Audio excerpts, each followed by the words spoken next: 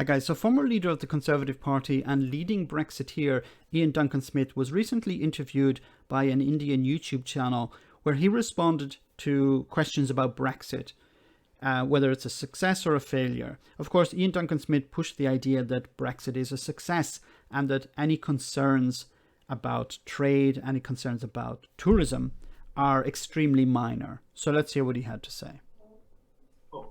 Not very many people are aware of the full details of the Brexit.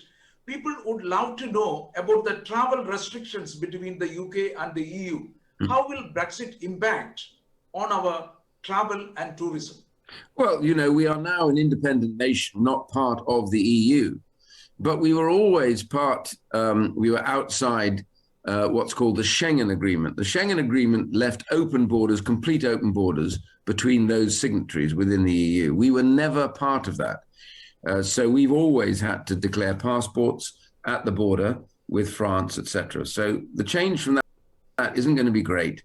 Okay, it isn't going to be great on the UK side, but it is going to be considerable on the EU side. What I mean by that is, here in Italy, the vast majority of people use an ID card, and they use it when they travel to other countries, normally within the EU. To travel outside the EU, it's necessary to have a passport. So any Italians who want to travel to the United States or Japan or Australia, they need a passport. But within the EU, it's sufficient to have just an ID card. Now, that was also the case until a few months ago, when the UK was still within the Brexit transition period. If you wanted to travel to the UK, want to travel to Manchester, London, Edinburgh, it was necessary just to have an ID card. That's no longer the case. It's necessary now to have a passport, and the vast majority of Italians don't actually have a passport because it's not necessary, or it wasn't necessary, for example, if you wanted to visit London. Now it will be. This is going to have an impact. I don't know how big the impact will be, because many Italians will either put off completely or decide not, or at least put it off for some period of time, the idea of getting a passport. And this is going to have an impact on tourism in the UK. I'm not familiar with the other countries of the European Union, how they're going to respond to this. But for Italians, a lot of them are not going to visit the UK because it's a pain getting a passport. There are other changes that will happen, but people will understand that as they travel abroad. For goods, they make declarations, but most of this can be done online. It can be done well in advance of any shipments. Okay, but for some goods, it cannot be done well in advance. If it's, for example, we've seen the disaster with the shellfish industry. And also the fact that a lot of this paperwork online is a problem because the systems are not fit for purpose. We've heard many horror stories about goods being rejected because the system itself isn't up to speed. Now, some of these things will be resolved. Many of them will not.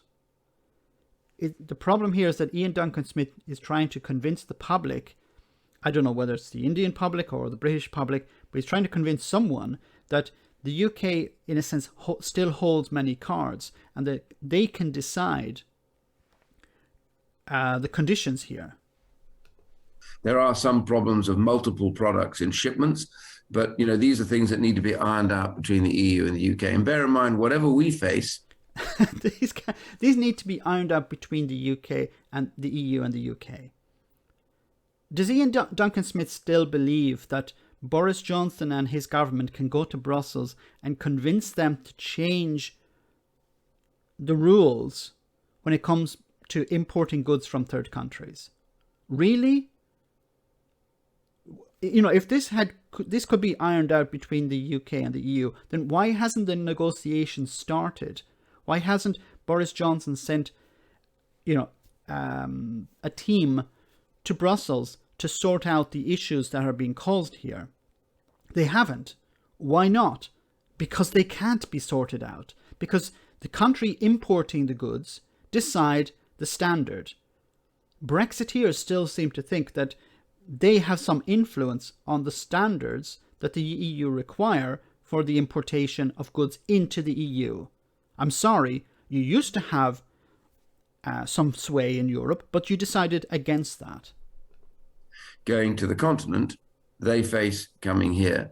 So there is mutual interest in getting it resolved and making it smoother. There is once again, he doesn't understand reality. He seems to think that, the EU is desperate to import goods from the UK. Many countries, many businesses are desperate, but the single market is going to be protected. You still don't seem to understand that, Iain. And, well, things are not going smoothly. And this is an image, of course, that went viral some weeks ago. It says here in this picture, in regards to this picture, this is the paperwork required to send one order to the EU now. Previously zero. £100,000 a year of veterinary inspection fees now, previously £0. Very annoying, costly for an established business like us, crippling for a small company. And this is in regards to Simply Pet Foods based in the UK, who it says here previously in annual invoices of 40 million euros. Now they're facing £100,000 in veterinary fees because consignments need to be accompanied by an export certificate that's signed off by a vet. And this is expensive. It's a bureaucratic problem as well. This is the consequences of Brexit. Now, some businesses are asking for support. Some businesses are actually considering suing the government, and I talked about that in another video. If this was the case, if some of these businesses are successful in suing the government, it would open the floodgates, and it would be extremely expensive and embarrassing for Boris Johnson's government. Once again, I've talked about how Iain Duncan Smith is rolled out to the media to parrot the lines of the government. And in a way, he's very useful because he's able to say things that the government are able to deny later on. He's not speaking in an official capacity. He's not speaking on behalf of the government. He's speaking on behalf of Brexiteers. And once again, unfortunately, he's able to say things that get the government off the hook. Brexit has not been a success. Brexit is once again a disaster. It's not benefiting businesses in either the UK or the EU. And I think it's very important to remember that the EU businesses are suffering because of Brexit as well. They're finding ways around it. They're avoiding, where possible, to import goods from the UK and instead source them within the EU. Let me know in the comment section, guys, what you think. As always, your comments are greatly appreciated. Thanks a lot. I want to say a big thank you to all of my patrons. You ensure that this channel continues to exist. I'm eternally grateful for all of your support. If you join Patreon, you will receive instant access to our Discord server, where we have both audio and video chats. You can chat with me and other patrons, where we discuss important and non-important issues. Becoming a patron per month costs about the same as a large coffee, so why not check it out?